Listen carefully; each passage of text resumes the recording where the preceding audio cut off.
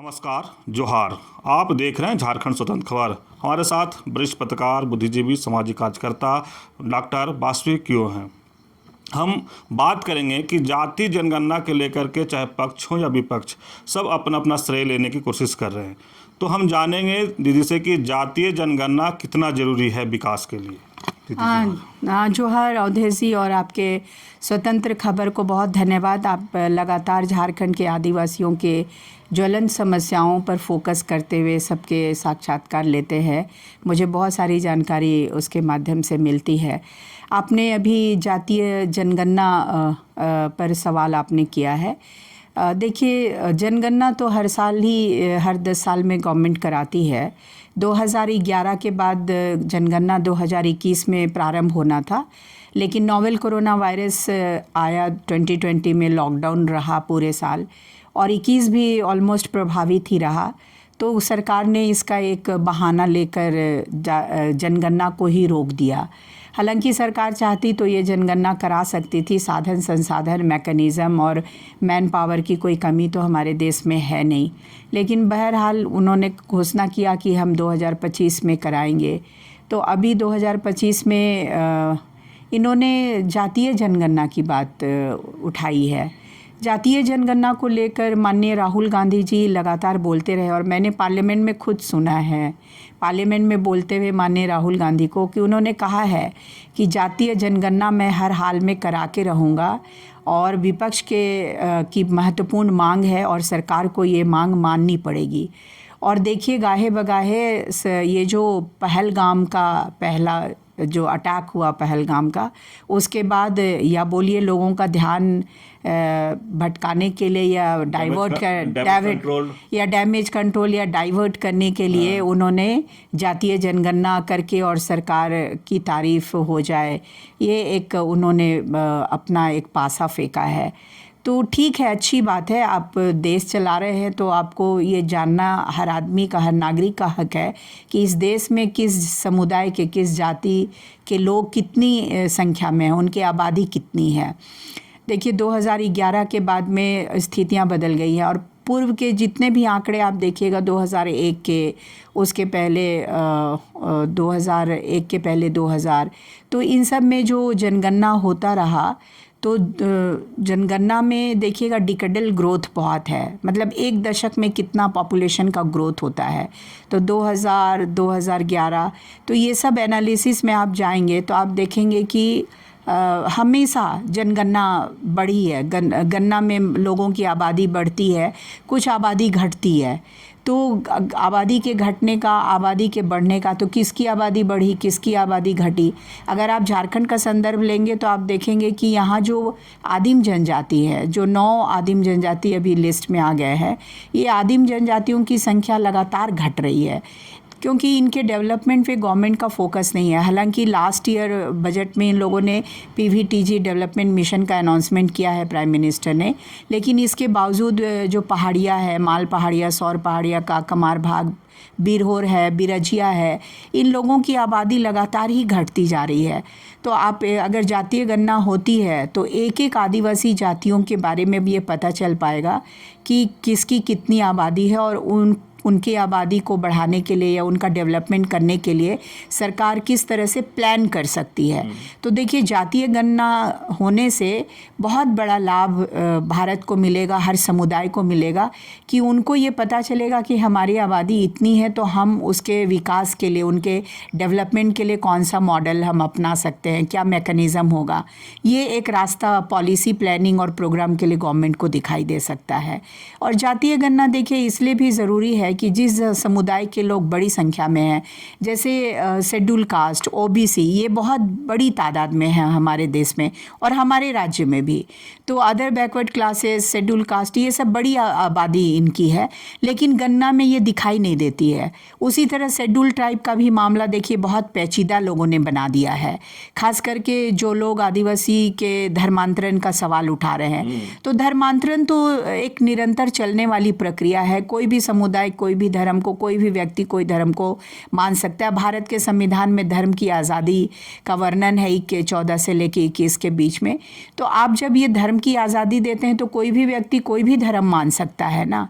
तो आप आदिवासी को आदिवासी काउंट कैसे करें, इसके लिए मुझे लगता है कि अभी जो गणना होगी तो पॉपुलेशन की गणना हो, उसी में जातीय गणना को भी कर लिया जाना चाहिए, क्योंकि एक साथ दोनों काम मुझे लगता है हो जाएंगे तो गणना भी हो जाएगी और जातीय गणना भी हो जाएगी, जिससे ये पता चलेगा कि समुदाय के कितने लोग इस देश में रहते हैं। उसमें ये पता चल जाएगा कि भाई आदिवासी कितने लोग हैं। तो मेरा तो ये सुझाव है कि भाई आदिवासी धर्म कोड का एक कॉलम में हिंदू, मुस्लिम, सिख, ईसाई, बौद्ध, जैन, अन्य ऐसा है, तो उसमें एक आदिवासी धर्म कोड लिख दिया जाए। और आदिवासी धर्म कोड में जो अलग अलग गोंडी हैं, भीली हैं, सौसार हैं, सरना है, दोनी पोलो है, बथाऊ है, तो आदि धर्म है, ये ट्राइबल रिलीजन है, ये जो लोग जो भी लिखना चाहें वो उसमें लिख दें। एक मत तो लोग हो चुके हैं आदिवासी समुदाय में कि आदिवासी धर्म कोड होना चाहिए। इसको लेके एक मत मतलब लोगों में है, ओपिनियन एक जैसा है कि होना चाहिए। तो जब ये चीज़ क्लियर हो गया कि आदिवासियों के लिए भी अलग धर्म कोड होना चाहिए, तो उस धर्म कोड का नाम क्या होना चाहिए, इसको लेकर ही ना डिस्प्यूट है।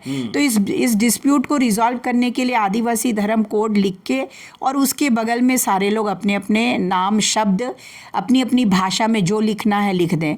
अब 750 आदिवासी शेड्यूल ट्राइब की लिस्ट में है, तो 750 नाम तो आएंगे ही आएंगे, या उससे कम आ सकते हैं।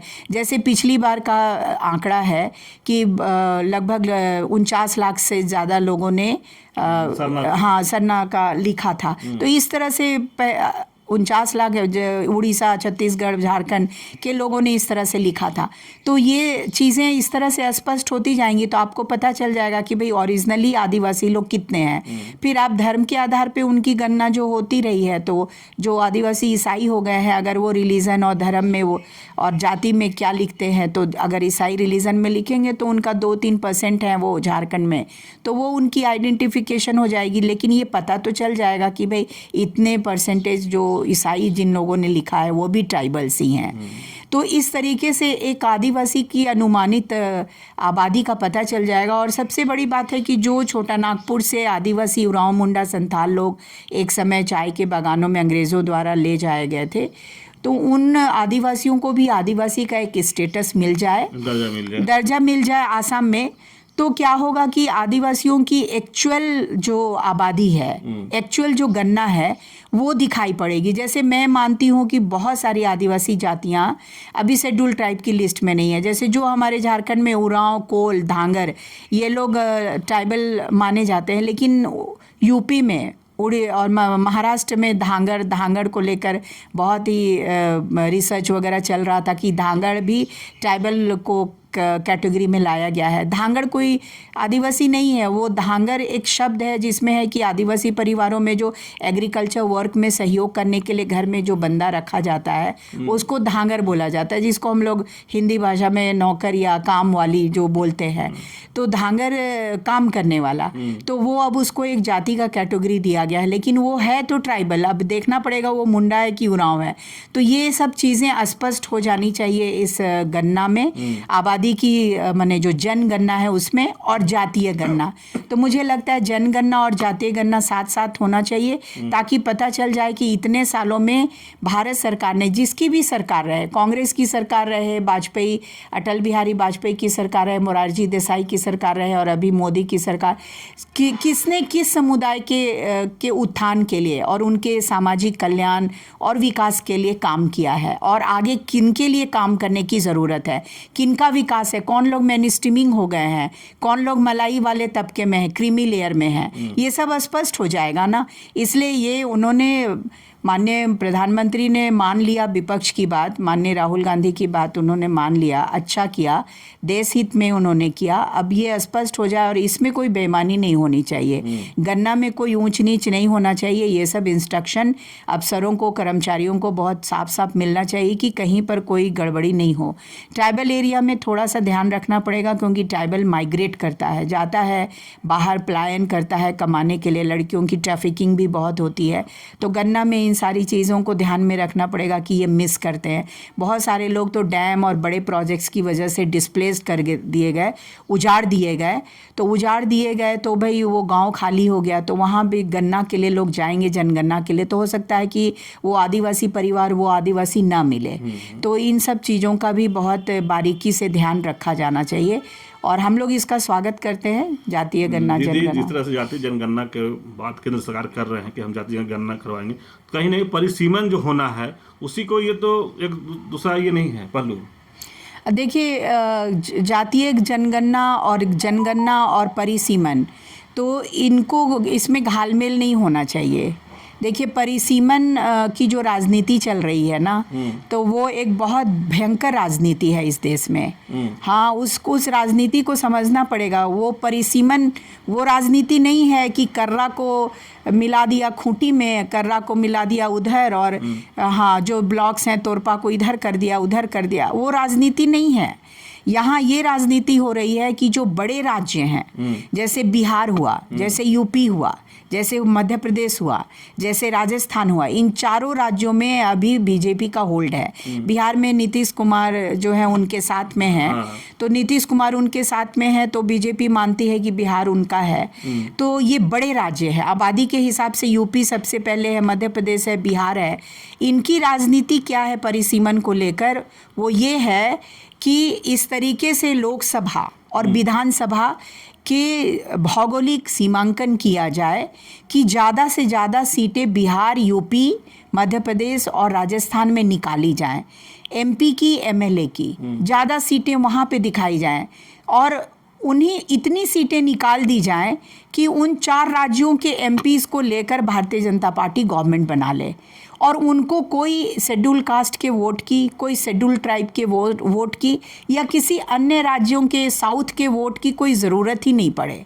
तो ये एक पॉलिटिक्स चल रही है और यही कारण है कि देखिएगा एमके स्टालिन ने तमिलनाडु में उन्होंने 22 मार्च को मीटिंग कॉल किया था परिसीमन को लेकर, जिसमें हमारे भी माननीय मुख्यमंत्री गए थे, तेलंगाना के मुख्यमंत्री भी गए थे। तो वहाँ साउथ को पूरी तरह से पूरे भारतीय राजनीति में किनारे कर देने की एक पॉलिटिक्स चल रही है और साउथ के राज्यों में परिसीमन करके सीटें घटाने का। तो सीटें ये घटाना चाहते हैं जहां ज़्यादा आबादी है, एससी की, ओबीसी की, एसटी की, और जहां पर एसटी, एससी, ओबीसी की आबादी कम है और उनकी आबादी ज़्यादा है, तो वहां जहां हिंदुत्व का वोट और हिंदू सेंटीमेंट को निचोड़ा जा सके, हिंदू सेंटीमेंट के साथ खेला जा सके, तो वैसे राज्यों में सीट बढ़ाने की उनकी पॉलिटिक्स है। वहाँ कोई भौगोलिक सीमांकन का मामला नहीं है अवधेश जी, आपको ये पॉलिटिक्स समझ लेनी पड़ेगी और इसका जोरदार विरोध करना पड़ेगा। ये जो आबादी है, आबादी को दिखाकर ये गेम खेल सकते हैं कि भाई यहाँ इतनी कम आबादी है आदिवासियों की, तो आप इनकी एमपी की सीट कम कर दो। ये पॉलिटिक्स तो पहले से चल रही है, पहले से चल, यहाँ 28 सीट है जो एमएलए की सीट है, एमपी की सीट जो 14 सीट है, उसमें ट्राइबल की सीट कौन सी है? एक खूंटी की है, दुमका है, लोहरदगा है, चाईबासा है और राजमहल है। तो ये 5 सीटें हैं। तो इन सीटों में आदिवासी को कम दिखा के और इन सीटों को घटाने की पॉलिटिक्स चल रही है, ये पहले से चल रही है। अगर झारखंड ने आंदोलन नहीं किया होता और यहाँ के आदिवासी नेताओं ने दिल्ली में जाकर माहौल गर्म नहीं किया होता, प्रोटेस्ट नहीं किया होता, आवाज़ बुलंद नहीं किया होता, तो 2019 में ही परिसीमन का मामला जो था ये झारखंड उसमें दायरे में आ जाता, जो कि बहुत सारे राज्यों में हुआ भी परिसीमन। तो हमारा भी राज्य बच गया और हमारी सीटें जितनी हैं 14 के 14 लोकसभा और विधानसभा के 28 सीटें, वो 81 सीटें सीटें वो अभी ऐसे एज इट इज़ रह गई हैं, लेकिन ये नहीं रहेंगी 26 के बाद, ये आप तय मानिए। हाँ, ये नहीं रहेंगी। और देखिए जो इन लोग क्या कर रहे हैं, इन लोग इन चीज़ों को ये नहीं देख रहे हैं कि किसी राज्य के जो मूल निवासी हैं या जो आदिवासी हैं उनकी वास्तव में आबादी घट रही है कि बढ़ रही है।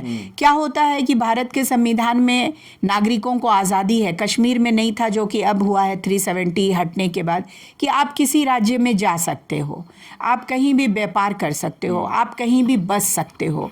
तो ये सुविधा तो हमारे यहाँ भी है। सभी 5th शेड्यूल वाले जो 10 राज्य माने जाते हैं सभी में ये सुविधा है कि आप जा सकते हो, रह सकते हो, बच सकते हो, व्यापार कर सकते हो। इसका फ़ायदा लेके जो दूसरे जगह की आबादी है वो झारखंड में आकर, मैं झारखंड का ही उदाहरण दे रही हूँ, दूसरे जगहों पे भी यही हुआ है। तो ये लोग आए, बस गए। तो आपको ये तो देखना पड़ेगा ना कि हमारी जो मूल आबादी है, आदिवासी मूलवासी की, और बाहर से आई हुई आबादी में कितना ग्रोथ हुआ है। आप इसका भी तो फोकस करोगे, इसका भी तो अध्ययन करोगे। तो आप ये नहीं करते हो, आप सिंपली ये दिखाते हो कि तुम्हारी आबादी घट गई। हमारी आबादी इसलिए घट गई कि बाहर की आबादी बढ़ गई। ये आप देखिए, अभी एक बहुत बड़ी घटना हुई लेकिन कहीं न्यूज़ में नहीं है। अखिल भारतीय आदिवासी विकास परिषद, एक कार्तिक बाबू ने ये ऑर्गेनाइजेशन खड़ा किया था।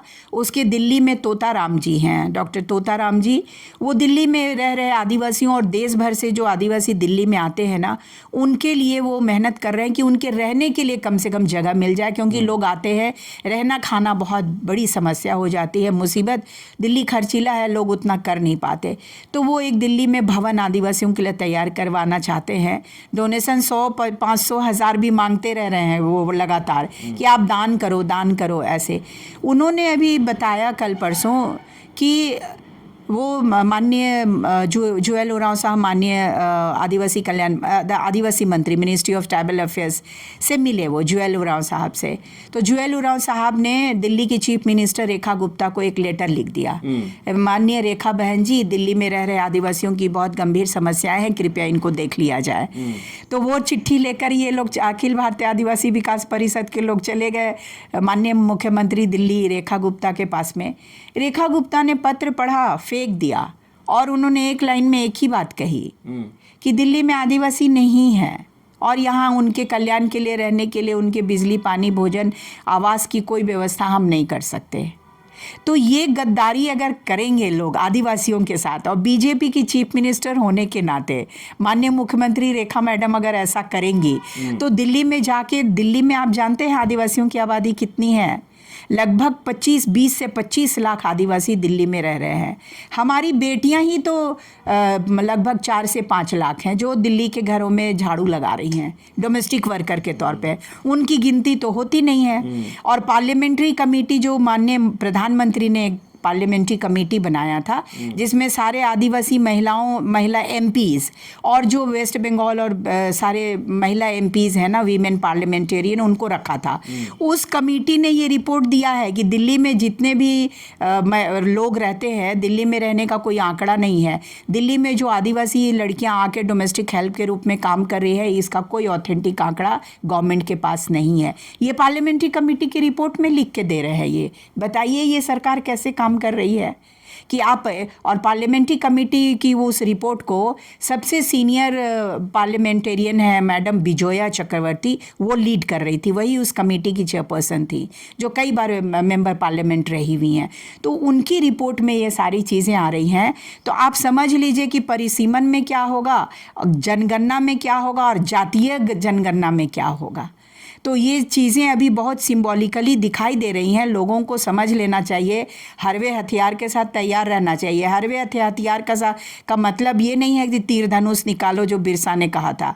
हरवे हथियार का मतलब है कि अपनी कलम और जुलूस और धरने की तैयारी, प्रोटेस्ट की तैयारी करो, कागजी घोड़े की तैयारी करो, लेटर डालो, आंदोलन करो, और जितने लोकतंत्र में विरोध के तरीके हैं ना, सब अपना लो। तो ये सारे लोगों को, और हमको लगता है केवल आदिवासी संगठनों की जिम्मेदारी नहीं है, हर घर में, गांव में जो लोग रह रहे हैं, हर घर से, गांव से लोगों को निकल पड़ना पड़ेगा सड़क पर, तब जाके ये परिसीमन रुकेगा और आपका लोकसभा और विधानसभा की सीटें नहीं घटाई जाएंगी, बल्कि सीट बढ़ाना चाहिए। सीट तो बढ़ाने की बात होनी चाहिए भाई, आदिवासियों की आबादी बढ़ रही है तो आप सीट बढ़ाओगे ना, तो आप सीट बढ़ाने की बात नहीं कर रहे हो। आदिवासी घट रहा है तो तुम उसको घटा रहे हो, बढ़ाने की क्या पॉलिटिक्स है। 15,000 करोड़ आपने prime minister PVTG development mission के लिए दिया है, वो पैसे कहाँ जा रहे हैं? कितने कितने पीवीटीजी के लोग शिक्षित हो रहे हैं, कितने पीवीटीजी गांव में आपने स्कूल खोला, अस्पताल खोला। अभी तो देखिए ना, गढ़वा में डाइन बोल के जो बिरहोर लोग हैं उनको आप मार रहे हो। हाँ, मलेरिया से इतने लोग मर गए, बिरहोर और पीवीटीजी समुदाय के लोग। तो आप कर क्या रहे हो? आपके पैसे का खेल क्या हो रहा है? और गवर्नमेंट को ये भी बताना चाहिए, परिसीमन की बात है, जातीय जनगणना और जनगणना की बात है, तो गवर्नमेंट को ये भी बताना चाहिए कि 1974-75 में हम लोगों की बहुत लॉ महिला आयरन लेडी जिसको माना जाता था इंदिरा गांधी, उन्होंने ट्राइबल सब प्लान लाया। और ये ट्राइबल सब प्लान में 1975 से लेके अभी तक कितने हजार अरब करोड़ खर्च हुए हैं, ये गवर्नमेंट देगी क्या इसका हिसाब? और उसमें से कितने जेन्युइनली फील्ड में खर्च हुए और जेन्युइनली कितने पैसे डाइवर्ट हुए? मैं जिस पार्लियामेंट्री कमेटी की बात कर रही हूँ अवधेश जी, उसी पार्लियामेंट्री कमेटी के रिपोर्ट में लिखा हुआ है ट्राइबल सब प्लान के पैसे का विचलन होता है, डाइवर्सन होता है, पैसे लैप्स कर जाते हैं, खर्च नहीं होते हैं आदिवासी इलाके में, ये लिखा हुआ है। आपको मैं वो रिपोर्ट दे दूंगी। ये गवर्नमेंट अपनी पोल खोल रही है, ये गवर्नमेंट बता रही है कि देखो ये सब हुआ। तो ये पार्लियामेंट्री कमेटी की रिपोर्ट जो है उसके आधार पे माननीय प्रधानमंत्री ने कुछ भी नहीं किया है। मिनिस्ट्री ऑफ ट्राइबल अफेयर्स के जुएल उरांव साहब, उन्होंने भी उस पार्लियामेंट्री कमेटी की रिपोर्ट के आधार पे कुछ नहीं किया है, लेकिन ये रिपोर्ट दे दे के उस पर कुंडली मार के बैठे हैं, धूल जम रही है उस फाइल में। तो देखिए, सच का खुलासा ये कर रहे हैं, लेकिन सच को बोलने, वो खुलासा उसको आप बोल रहे हैं तो आप दबा रहे हैं उनको, तो ये बहुत ही खतरनाक है। परिसीमन तो देखिए इस देश को हिला के रख देगा। दीदी, जिस तरह से आप सच का एक बड़ा खुलासा अभी कर रहे हैं, नेहा सिंह राठौर भी कुछ इसी तरह से खुलासा करती है, आप सुने भी होंगे, उस पर आप क्या विचार? देखिए, नेहा सिंह राठौर देखिए एक यंग लेडी, इस देश की इतनी महत्वपूर्ण नागरिक, नई पीढ़ी की युवा है वो। और देखिए, एक युवा के मन में इतनी भावनाएं आ रही हैं, मतलब वो जो चीज़ देख रही है वो उसको ग्राह्य नहीं हो रहा है, और विद्रोह के स्वर फूट पड़ रहे हैं, वो सच बोलने लगी है। तो आप ऐसे युवाओं को आप मैसेज कैसे दे रहे हो? आपकी राजनीति क्या मैसेज दे रही है? देखिए, ऐसे ऐसे युवा पैदा हो रहे हैं इस देश में जो कि आपके ऊपर सवाल कर रहे हैं। पहलगाम पहला गम नहीं है, इतने गम दिए हैं आतंकवादियों ने, और आज आप उनके घर गिरा के हमारे आंख में धूल झोंकना चाह रहे हो। आपने वो पुलवामा के बाद इन आतंकियों के घर क्यों नहीं गिराए? आप अभी क्यों गिरा रहे हो? मतलब कि कहीं हॉबनॉबिंग है, कहीं साठगांठ है, कहीं अंतर्राष्ट्रीय प्रेशर है, आप पाकिस्तान के खिलाफ जाने की बहुत हिम्मत आप नहीं कर पा रहे हो। तो ये आतंकवादियों के घर गिराना, देखिए एफआईआर भी हुआ है। हाँ, नेहा सिंह राठौर के ऊपर में एफआईआर भी हुआ है, 4 PM चैनल को भी बंद कर दिया गया है।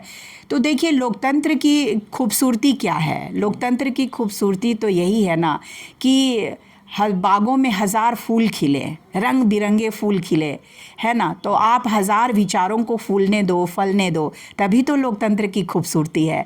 आप लोकतंत्र में विचारों का दमन कर रहे हैं, और ख़ास करके उनका जो लोग प्राइम मिनिस्टर पे सवाल कर रहे हैं। तो सवाल करना तो हमारा हक है, हम इस देश के नागरिक हैं, और इस देश के नागरिक हैं, और हमारा तो प्रथम कर्तव्य है सवाल करना। आप प्राइम मिनिस्टर हो तो आपके ऊपर तो जिम्मेदारी है, आपको जो चीज़ें नहीं पूरी हो रही हैं वो आपको जनता से पूछ के पूरी करनी है। लेकिन आप जनता से तो पूछोगे नहीं, लेकिन जब आपसे सवाल किया जा रहा है तो जवाब भी नहीं दोगे।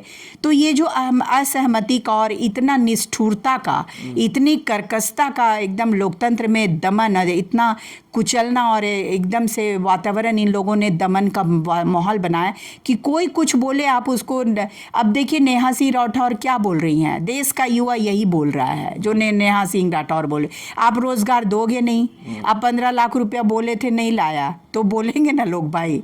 तो इसमें आपको चिढ़ने की क्या बात है?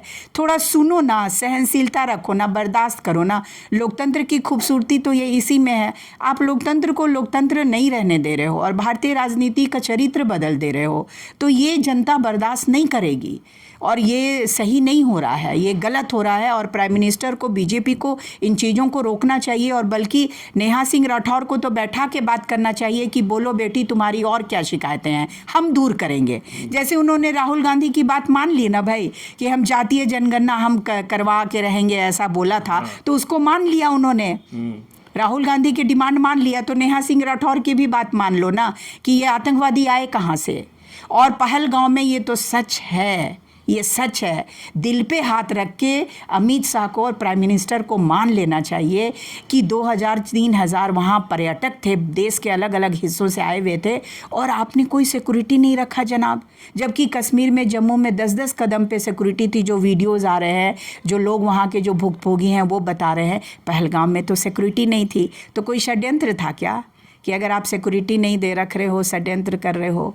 तो ये नहीं चलेगा, ऐसा नहीं चलेगा। आपका जो डुअल गेम है ना, ये सब नहीं चलता। देश की जनता बर्दाश्त नहीं करती है। देखिए अंग्रेज़ आए यहाँ पे 200-250 सालों तक शासन किया, अंग्रेज़ों को यहाँ के लोगों ने बर्दाश्त नहीं किया। उसके 900 साल 800 साल तक मुग़लों ने शासन किया, उखाड़ फेंक के चले गए सब। तो आप कौन खेत की मूली हैं? आप 15 साल से राज करें, आप 20 साल राज करिए, लेकिन आपको उखाड़ के जनता एक ना एक दिन फेंक देगी। तो आपको ये देखना चाहिए कि आपका चरित्र इस तरह का हो कि आप दूसरों को सुन सके। आप अपनी इतनी मोटी चमड़ी बना रहे हो, रख रहे हो कि कोई एक सवाल पूछ रहा है आप बिदक जा रहे हो। अरे पूछो कि क्या दुख है, क्या तकलीफ़ है, हम दूर करेंगे। तुम देश के माई बाप हो, गार्जियन हो, तुम प्राइम मिनिस्टर हो, तो ये भावना नहीं दिख रही है ना। आप कुचलने की भावना दिख रही है, लोगों को मार डालो, मसल डालो वाली भावना दिख रही है। आपको अपनी गलती नहीं दिख रही और आप अपनी गलतियों को एक्सेप्ट भी नहीं कर रहे। तो आपकी कौन सी महानता है? आपका चरित्र महानता का कहाँ है? महात्मा गांधी ने अपना चरित्र दिखाया महानता का, उनसे सीख लो। तो माननीय गृह मंत्री, माननीय प्रधानमंत्री कब सीखेंगे? महानता का अपना एक चरित्र होता है। लोगों को निंदक नियरे राखिए बोला है ना, तो कबीर ने जो बोला, तो निंदक नियरे राखिए। अगर आप रखते हैं तो आपका व्यक्तित्व बनता है, खूबसूरती बढ़ती है। आप लोगों की शिकायतें दूर करेंगे तो समाज का निर्माण होगा, स्वस्थ होगा, सारी शिकायतें दूर हो जाएंगी, तो आप ज़्यादा पॉपुलर लीडर हो जाएंगे ना, आप अत्यंत लोकप्रिय हो जाएंगे। तो आप अपनी लोकप्रियता भी घटा रहे हो। तो ये सब देश बर्दाश्त नहीं करेगा। भारत में ये सब नहीं चलता है और इसके बहुत सारे उदाहरण हैं। आप देख लीजिए, आज़ादी के बाद से लेकर अभी तक कितने चुनाव हुए और कितने लोगों को जवाब मिला, इनको भी जवाब मिल जाएगा। चलिए, अभी आप सुन रहे थे डॉक्टर बासवी कियो की बात। आज जिस तरह से जाति जनगणना पर हम लोग बात शुरू किए थे, लेकिन बात करते करते बहुत बात बताए और जिस तरह से कहे कि आदिवासी समाज के लिए, हम ये कहेंगे जिसे बासवी दी आदिवासी समाज के लिए बहुत काम करते हैं, आदिवासी के उत्थान के लिए भी काम करते हैं और जिस तरह से बुद्धिजीवी यहाँ अपनी बातों को लगातार रख रहे हैं। लेकिन बात हुआ कि यहाँ पर कि जो परिसीमन, जब परिसीमन भी होगा तो उसमें क्या खामियां आदिवासियों के लिए होगा वो भी बताए, क्या नुकसान आदिवासियों को होगा वो भी बताए, आदिवासियों का खतरा कहाँ पर है वो भी बताने की कोशिश किए हैं। तो हम बता दें कि जिस तरह से लगातार ये कह रहे हैं कि सरकार को भी जिस तरह से कह रहे हैं कि युवाओं का आवाज़ को सुनना चाहिए और समझना चाहिए। तो इसी तरह खबर को देखने के लिए आप झारखंड स्वतंत्र खबर जुड़े रहिए। जोहार, नमस्कार।